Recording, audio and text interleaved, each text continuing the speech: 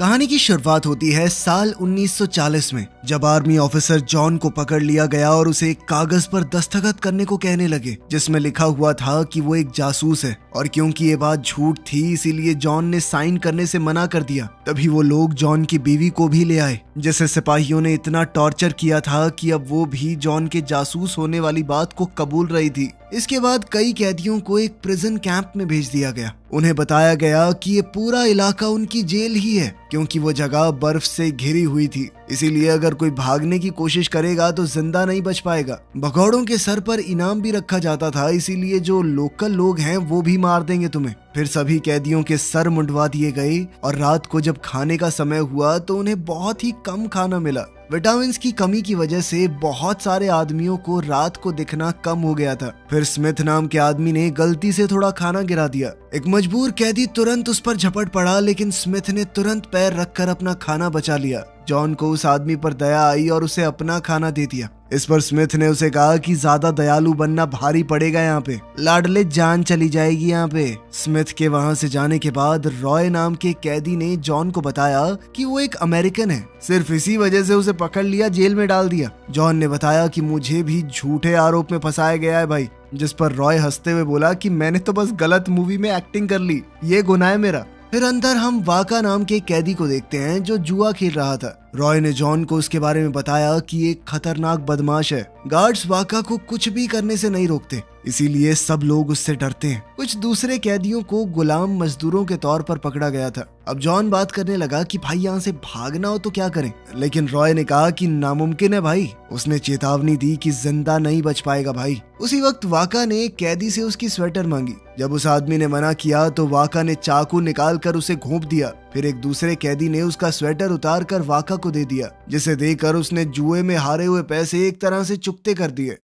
दिन बीतते गए और जॉन ने धीरे धीरे कैंप के तौर तरीकों में खुद को ढाल लिया। कैदियों को बर्फ में कोयला निकालने और लकड़ियां काटने का काम करना पड़ता, लेकिन उन्हें खाना बहुत कम दिया जाता और उनके सोने की जगह बिल्कुल भी गर्म नहीं थी। उन्हें नए कपड़े और जूते तक भी नहीं मिलते थे। एक रात जॉन को अपने कपड़ों में कुछ जुएं मिली और रॉय कहने लगा कि मेरे पास इसका एक पुराना घरेलू इलाज है। उसने जॉन से कहा कि आजा बाहर चल, पर तभी अचानक उन्हें एक धमाके की आवाज सुनाई दी। जल्द ही उन्हें समझ आया कि कोयले की खदान में धमाका हुआ है। जब रॉय उसके कपड़े को बर्फ में दबा रहा था तो जॉन टावर को देखकर भागने के बारे में सोच रहा था। रॉय ने बताया कि मेरा एक दोस्त है लाजर, वो हमें यहाँ से निकाल सकता है। जिसके बाद वो प्लान के बारे में बातचीत करने लगे और ये तय किया कि यहाँ से भागकर अगर वो साउथ की डायरेक्शन में जाते रहे तो मंगोलिया देश पहुंच जाएंगे। लेकिन इतने लंबे रास्ते के लिए उन्हें खाना इकट्ठा करना होगा और साथ ही ठंड कम होने का इंतजार भी, क्योंकि इस बर्फ में तो मारे जाएंगे। इसके बाद रॉय ने सिगरेट्स के बदले में खाना लेना शुरू किया,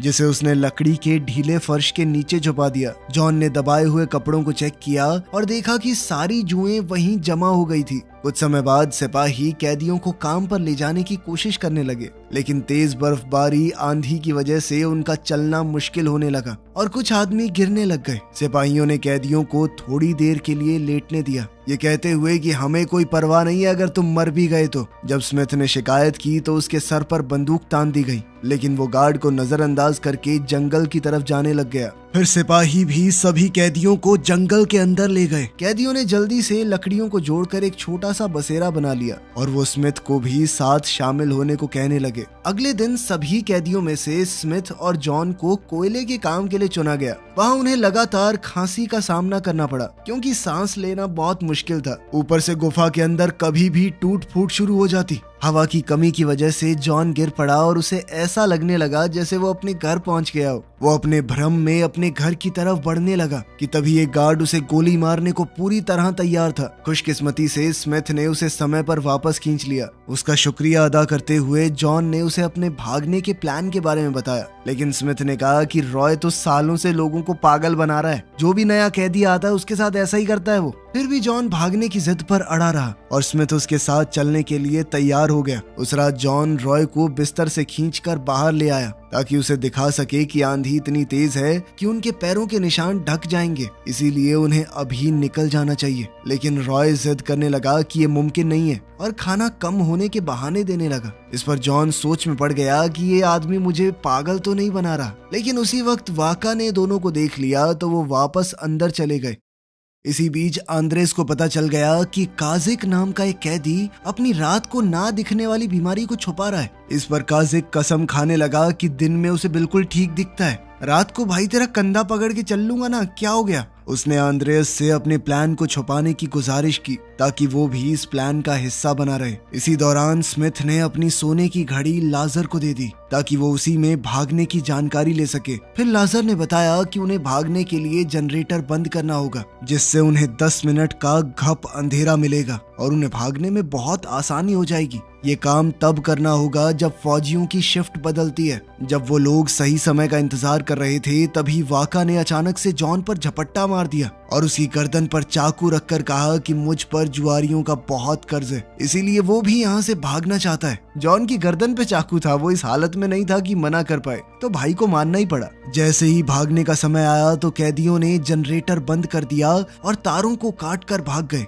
अलार्म तुरंत बज गया, लेकिन आंधी की वजह से गार्ड्स को कुछ भी दिखाई नहीं दिया और ना ही उनके पैरों के निशान बचे। वो अपने कुत्तों के साथ जंगल में घुस गए, इस उम्मीद के साथ कि उनकी नाक भगौड़ों को ढूंढ ही लेगी। 7 कैदी जंगल में जितना हो सके उतना तेज भाग रहे थे। थोड़ी ही देर में वो इतना थक गए कि आगे बढ़ना अब मुश्किल था। तब जॉन ने हाफते हुए उन्हें याद दिलाया कि कुत्ते बहुत तेज भागते हैं, हमें चलते रहना होगा।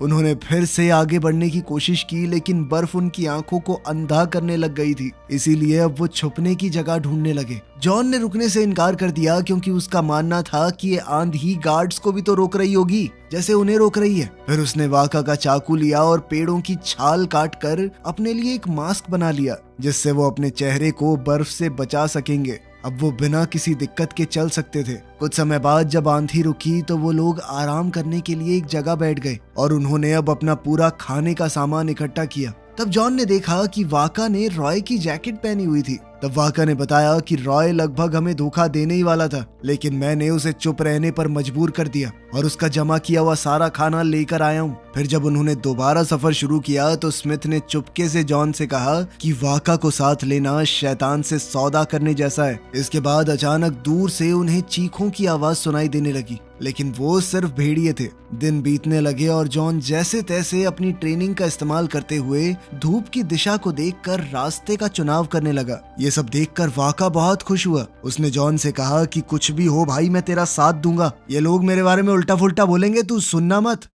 फिर अगली बार जब वो आराम करने बैठे तो जॉन समझ गया कि उन्हें पास वाली झील तक पहुंचने के लिए अभी 3 या 4 हफ्ते लगेंगे, लेकिन उनके पास सिर्फ एक ही हफ्ते का खाना बचा है, इसीलिए उन्हें शिकार करना होगा या मछलियां पकड़नी होंगी। वाका खेतों के साथ में बसे हुए गांव को लूटना चाहता था, लेकिन बाकी सब ने इससे मना कर दिया। इसी दौरान काजिक लकड़ी ढूंढने चला गया, लेकिन फिर रात हो गई और इसीलिए उसे दिखाई देना बंद हो गया, जिसकी वजह से वो बेचारा जंगल में खो गया। वो वापसी का रास्ता ढूंढते हुए भटकने लगा, लेकिन ठंड की वजह से उसे भ्रम होने लगे। तभी उसे अपना पुराना टीचर पास खड़ा दिखाई दिया और दूर एक शहर नजर आया। उसने सोचा कि आखिरकार वो लोगों तक पहुंच ही गए, लेकिन जब दूसरे लोग उसे ढूंढने के लिए निकले तो वो ये देखकर टूट गए कि काजिक कैंप से सिर्फ कुछ मीटर दूर ही जमकर मर चुका था। उन्होंने उसे दफनाया और उसकी आत्मा की शांति के लिए प्रार्थना की। हालांकि वाका का ये कहना था कि खाने के लिए एक मुंह कम हो गया, ठीक है अपना खाना ज्यादा दिन चलेगा, लेकिन इसके बावजूद कुछ हफ्ते बाद सभी आदमी खाने के लिए बेहाल हो गए,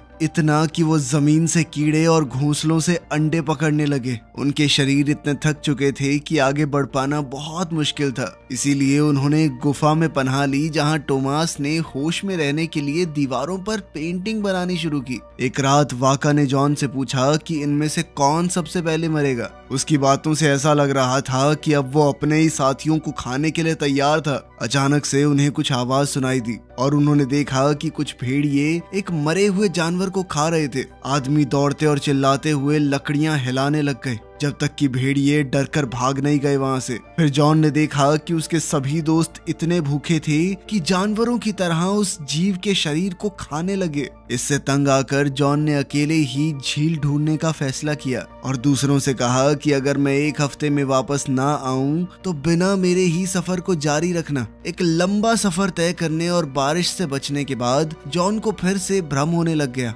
लेकिन कुछ दिन बाद वो कैंप वापस आ गया और उसने बताया कि उसे झील मिल गई है। थोड़ा आराम करने के बाद जॉन सभी के साथ झील की तरफ निकल पड़ा और 3 दिन चलने के बाद वो वहां पहुंच भी गए। वहां थोड़ा ताजा होने के बाद वो बॉर्डर की तरफ बढ़ने लगे। जंगल पार करते हुए उन्हें ऐसा महसूस होने लगा कि कोई तो उनका पीछा कर रहा है। फिर उन्होंने बड़ी चालाकी से उस इंसान को घेर लिया और वाका ने तो लगभग उस पर हमला कर ही दिया था, लेकिन जॉन ने उसे ऐन मौके पर रोक दिया। वो रहस्यमयी इंसान आयरीना नाम की एक पॉलिश लड़की थी जो बेचारी खुद भी उनकी तरह कहीं से भाग कर आ रही थी और खाने और सुरक्षा के चक्कर में उनका पीछा कर रही थी। जॉन उसे साथ ले जाना चाहता था, लेकिन बाकियों ने मना कर दिया क्योंकि उनके पास इतना खाना नहीं था और वो लड़की है तो उनकी रफ्तार को भी धीमा कर देगी। कुछ देर बाद उन्हें कीचड़ में फंसा हुआ एक जानवर मिला जो उनका रात का खाना बना, लेकिन आंद्रेयस पीछे कुछ देखकर झुंड से अलग हो गया और फिर शाम को वो आयरीना के साथ वापस आया। अगली सुबह उन्होंने कुछ चीजें मिलाकर एक साबुन बनाया और आखिरकार अपने कपड़े धो दिए। उन्होंने अच्छी तरह शेव भी की। हालांकि वाका ने उनकी मदद लेने से मना कर दिया और खुद ही अपनी दाढ़ी काटने लगा। कुछ समय बाद उन्हें पता चला कि झील का एक हिस्सा बर्फ से जमा हुआ है। बर्फ पतली और कमजोर लग रही थी, लेकिन आयरीना फिर भी उस पर दौड़कर दूसरी तरफ पहुंचने में कामयाब हो गई। ये देखकर बाकी सब भी उसके पीछे चले। वो तो कई बार फिसल कर गिरे भी, लेकिन खुशकिस्मती से सभी दूसरे पार तक पहुंच गए। अब जंगल से गुजरते हुए स्मिथ ने आयरीना से उसके अतीत के बारे में पूछा और वो बताने लगी कि रशियन सिपाहियों ने उसके माँ बाप को मार दिया था। लेकिन स्मिथ को उसकी इमोशनल कहानी में कुछ अजीब बातें लगी। कहीं ना कहीं वो समझ गया था कि ये लड़की झूठ बोल रही है, क्योंकि उसके एक्सेंट से पता चल रहा था कि वो जर्मन इलाके से है। फिलहाल के लिए उसने बात को जाने दिया, लेकिन आयरीना से कहा कि वादा करो कि तुम दोबारा झूठ नहीं बोलोगी।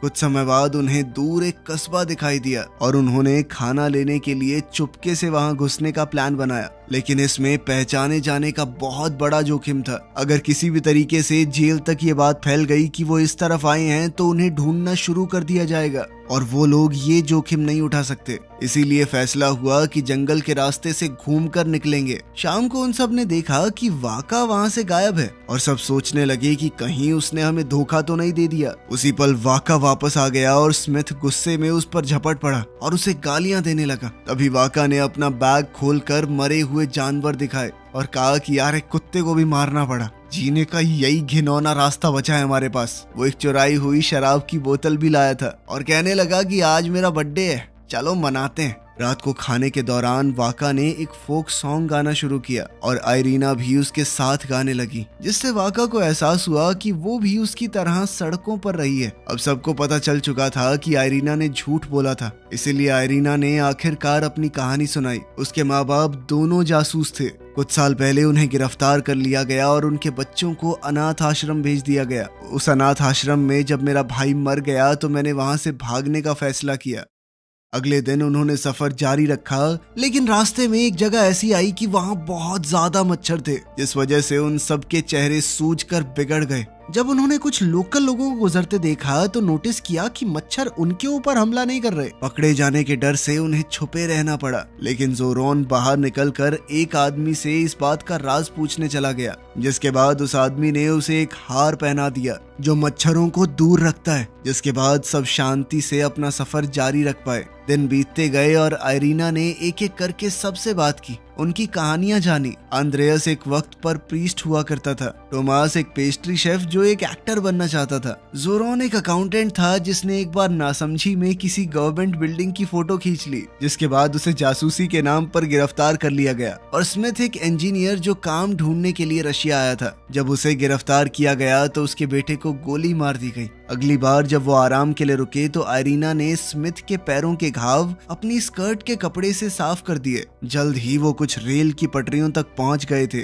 और जॉन ने हिसाब लगाया कि बॉर्डर तक पहुंचने में लगभग 4 दिन लगेंगे बस। इस इलाके में कई किसान और गार्ड हैं, इसीलिए उन्हें इस जगह को रात होने से पहले पार करना होगा। जब वो इंतजार कर रहे थे तो वाका अपने ताबीज को घूरता रहा। तभी जोरोन ने उसका किसी बात पर मजाक उड़ाया और वाका ने तुरंत उसके ऊपर हमला कर दिया, जिसके बाद बाकी लोगों को बीच बचाव करना पड़ा। कुछ घंटों बाद सब लोग खुश हो गए जब वो आखिरकार बॉर्डर पार करके मंगोलिया में घुस गए। लेकिन वाका ने कहा कि मैं रशिया में ही रहूंगा। उसने और जॉन ने अलग होने से पहले एक आखिरी बार हाथ मिलाया। अब बाकी सब रेगिस्तान से गुजरते हुए शहर की तरफ जा रहे थे। सब लोग बहुत खुश थे, लेकिन थोड़ी देर बाद माहौल फिर से खराब हो गया जब उन्होंने एक बोर्ड देखा जिस पर लिखा हुआ था कि मंगोलिया अब रशियन लोगों के कंट्रोल में है। अब बेचारों ने शहर जाने की बजाय रेगिस्तान में ही रुकने का फैसला किया। फिर उन्होंने एक बुद्धिस्ट मंदिर ढूंढा, ये सोचकर कि मॉन्क्स किसी तरह का भेदभाव नहीं करेंगे, और वो तुरंत अंदर चले गए। लेकिन वो जगह पूरी तरह तबाह हो चुकी थी।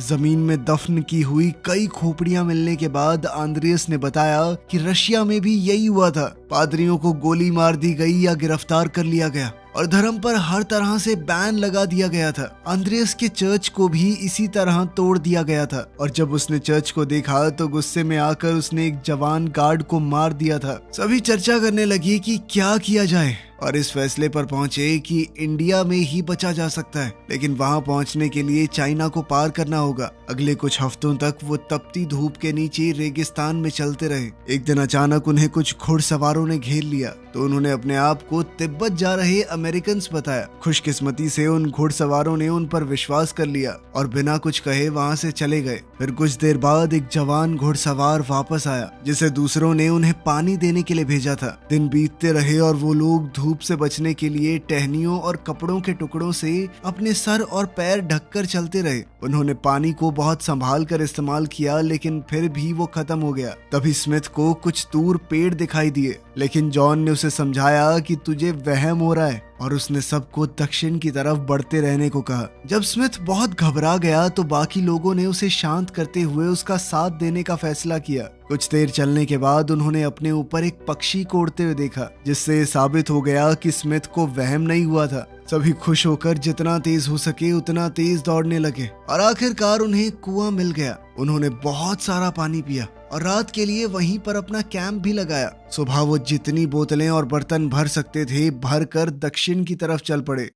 कुछ दिन बाद जब उनका सामना एक रेत के तूफान से हुआ तो सभी घबरा गए और एक नजदीकी खड्डे की तरफ भागने लगे। उन्होंने अपने आप को छुपा कर रखा जब तक कि तूफान गुजर न जाए। खुशकिस्मती से सभी बच गए, लेकिन उनका सारा पानी खो गया। आने वाले दिनों में आयरीन और तोमास बहुत बीमार हो गए, इसीलिए स्मिथ कुएं तक वापस जाने की बात करने लगा। लेकिन जॉन ने कहा कि पता कैसे लगाएं किस तरफ है वो कुआं। उनका सफर जारी रहा और वो लोग प्यास कम करने के लिए पत्थरों को चूसने लगे। अचानक आयरीन गिर पड़ी और बाकियों ने देखा कि उसके पैर सूज गए थे। उसने कहा कि वो उनके ऊपर बोझ नहीं बनना चाहती, लेकिन बाकी लोगों ने इंसानियत दिखाते हुए उसे छोड़ने से इनकार कर दिया। सभी ने चलना जारी रखा और जल्द ही आयरीन दोबारा गिर गई, लेकिन उसने तब भी आराम करने से मना कर दिया। इसके बाद आंद्रियस उसे उठाकर चलने लगा। कुछ घंटों के बाद आयरीन ने आंद्रियस से कहा कि उसे नीचे रख दे। उसने सबको एक आखिरी बार देखा और बेचारी मर गई। उन सब ने उसे रेत में दफनाया और उसके लिए प्रार्थना करने लगे।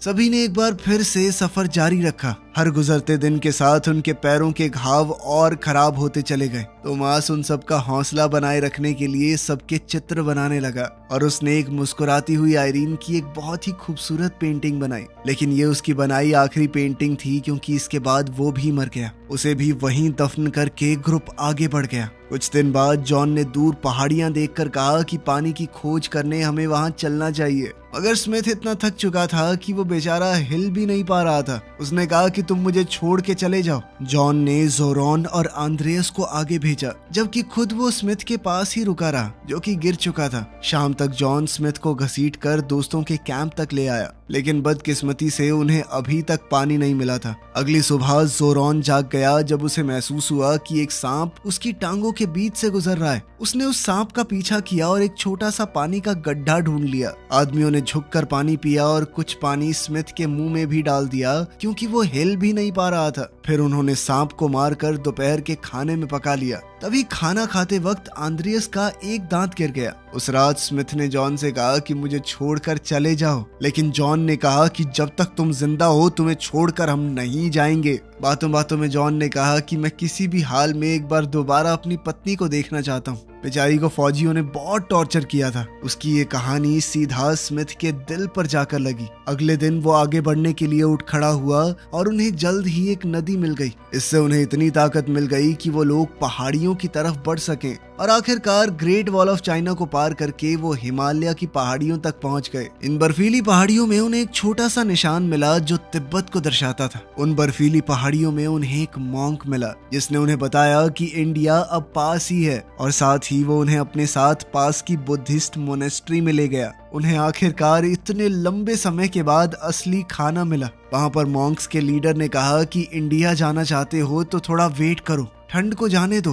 बर्फीले तूफान में बच नहीं पाओगे। सोने से पहले जॉन ने कहा कि हमें निकलना चाहिए, इंडिया में ही हम सुरक्षित रहेंगे। लेकिन बाकी लोग मॉन्क्स की बात से सहमत थे, वो यहीं पर रुकना चाहते थे। फिर वो अपने भविष्य के बारे में बात करने लगे। आंद्रेयस जर्मनी और रशिया के खिलाफ लड़ाई में शामिल होना चाहता था। जोरॉन चाहता था कि मैं टोमास की बनाई हुई तस्वीरें न्यूज़पेपर में छपवाऊं। मैं दुनिया को हमारी कहानी के बारे में बताना चाहता हूँ। वहीं बेचारा जॉन पोलैंड वापस तो जा नहीं सकता था, इसीलिए वो तो बस चलते रहना चाहता था। वहीं स्मिथ अपने घर अमेरिका वापस जाना चाहता था। उसने कहा कि मैं चाइना की तरफ जाऊंगा। मॉन्क्स ने वादा किया था कि हमारा एक कॉन्टैक्ट है, हम तुम्हें अमेरिका भेज सकते हैं। अगली सुबह जॉन ने अकेले ही आगे बढ़ने का फैसला किया। जब जोरॉन और आंद्रियस ने उसे देखा तो वो स्मिथ को आखिरी अलविदा कहकर अपने दोस्त के पीछे निकल पड़े। कुछ समय बाद तीनों आखिरकार इंडिया पहुंच गए थे। भारत के लोगों ने उनका बहुत प्यार से स्वागत किया और मदद भी की। अगले 50 सालों तक जॉन का कोई एक ठिकाना नहीं रहा,